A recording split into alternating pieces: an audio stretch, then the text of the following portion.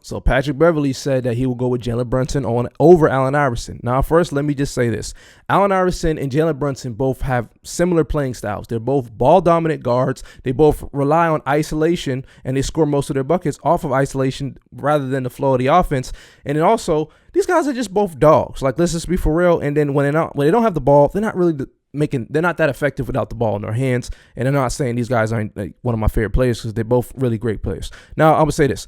Jalen Brunson benefits from something that Allen Iverson could never say he actually had when he was doing his run to the finals, which he lost to the Lakers, right? And that's this.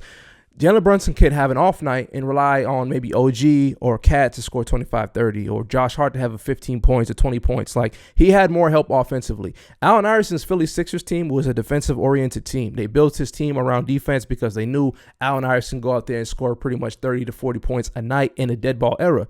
So I'll always lean towards Allen Iverson, and it's no shot at Brunson because he's one of my favorite players right now in this NBA. He has that 2000s energy. He's a product of the Mamba mentality, and, Kobe's one of my favorite players. So I'll say this.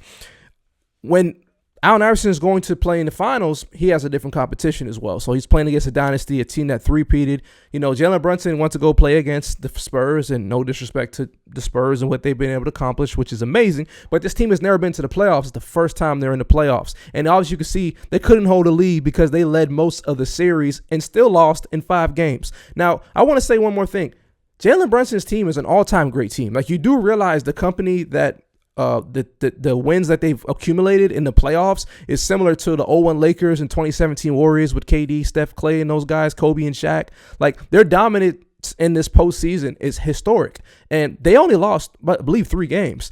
They lost more games to the Hawks than the Spurs, and they swept the conference finals in the second round. So this team is way better than Allen Iverson's team. And if we're going to take Brunson's team and put it in the 2000s, it probably doesn't work. If we're going to take Allen Iverson's team from the 2000s and put it in 2026, it probably doesn't work. So what I like to do is respect both players because they're both dogs, and Allen Iverson is one of my favorite players all time. He's the one that inspired me to play basketball. So I'm not taking anything away from neither player. Let's just love who we love as players, give them their flowers, and stop with the comparisons, because at the end of the day, both of these guys are amazing players. So shout out to Allen Iverson, and congrats to Jalen Brunson on being the Finals MVP and the 2026 NBA champion.